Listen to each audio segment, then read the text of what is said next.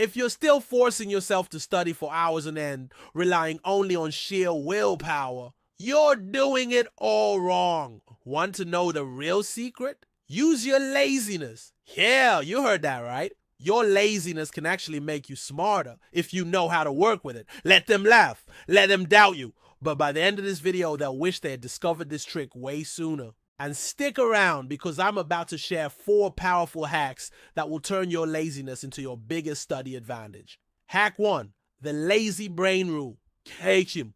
Parkinson's law. Work expands to fill the time available. Have you noticed how a 30-minute task turns into a 3-hour torture session when you give yourself 3 hours to do it? This isn't just bad time management, it's your lazy brain kicking in. And that's exactly why you need to turn that laziness into your weapon. Here's the truth. Your brain works like a smart teenager. It does the minimum possible unless there has pressure. And Parkinson's law explains it all. The more time you give yourself, the more you procrastinate. You check your phone, open 1,000 tabs, get up for coffee, and suddenly the day is over and you barely studied. So how do you flip the script? Give your lazy brain a deadline, but not just any deadline, a short one, a fake one that creates urgency. Want to finish a chapter in 2 hours? Tell yourself you have only one, cut it in half, and watch what happens. It's like inflating a balloon inside a small box. The less space it has, the more it compresses, more focus, less distraction. Your brain starts operating under pressure and cuts out everything non-essential, and there's more. There's a technique that turns this into a habit, the Pomodoro method. Here's how it works. 20 to 25 minutes of deep study, 5 minutes of total break. Repeat this cycle 4 times, then take a longer break. Why does this work? Because the brain responds well to urgency. It turns studying into a kind of race against the clock, a game, a mission, that turbo mode that only kicks in when the deadline is near. And breaks become rewards. You don't feel guilty about resting because you earned it. Instead of wasting half an hour mindlessly scrolling, you train your brain to associate effort with real reward. Remember, laziness isn't the enemy. The problem is uncontrolled, loose time. Put your brain in a box and watch it fly. Hack 2. Microlearning. Feed your brain like TikTok. Feeds you don't cram. Snack. You don't swallow 3 plates at once, right? So why try to study for 3 hours straight like it's some kind of mental feast? Your brain wasn't made for that. It doesn't learn in marathons, it learns in doses. Just like TikTok hooks you with 15-second videos, you can hook your brain with tiny knowledge bites. Microlearning is exactly that. Learning in small chunks. Quick, light, frequent, 5-minute sessions scattered throughout your day. It's like feeding your brain snacks instead of forcing a giant content buffet.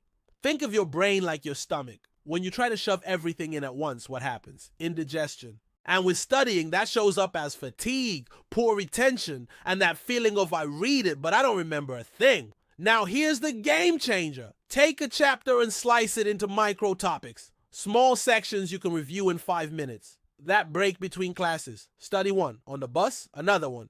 Waiting for your food delivery.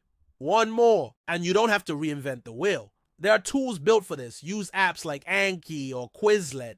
They work like TikTok's algorithm, but instead of random videos, they throw questions at you at the right time, at the right pace. They know when you're about to forget and force you to remember. This is called spaced repetition, one of the smartest ways to learn. Microlearning isn't about doing less. It's about distributing better. Instead of trying to cram everything in one sitting, you turn any moment of your day into a mini learning lab. And the craziest part?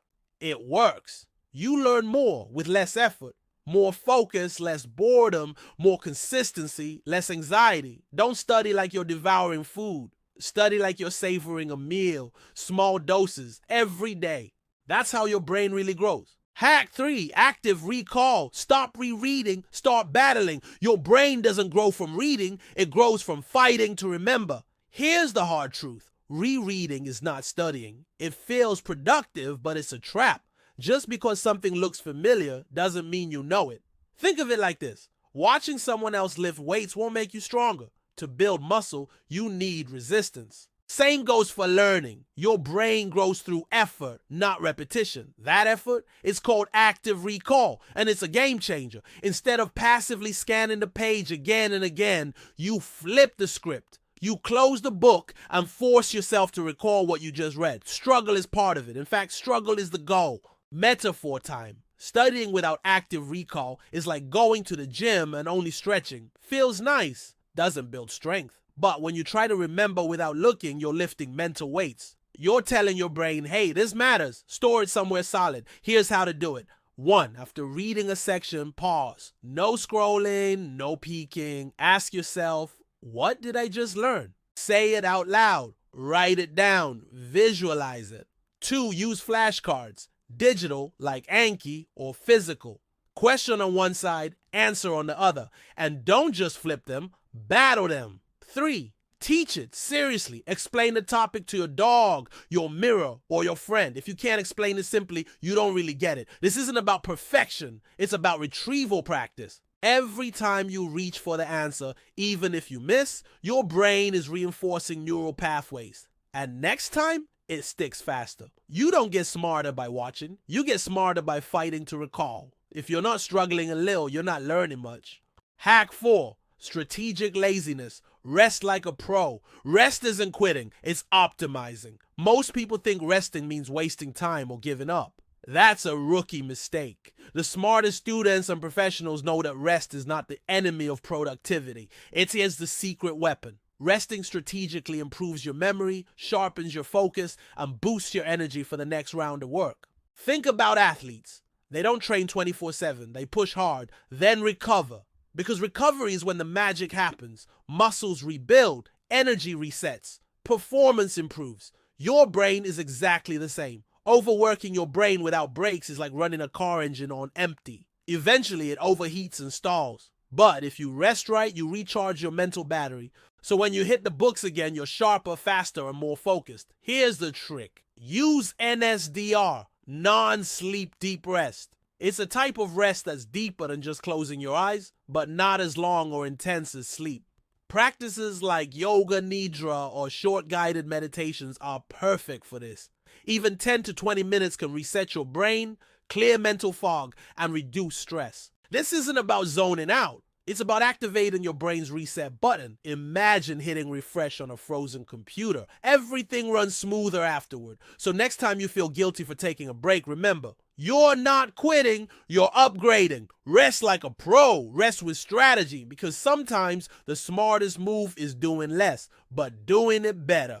So yeah, turns out being lazy, strategically, might be your greatest academic weapon. You just need to know how to use it. Don't fight your brain. Hack it. If this made you rethink how you study, smash that subscribe button, drop a like, and share this with your study group. Oh, and if you're really smart, you'll rewatch this when you're too lazy to study.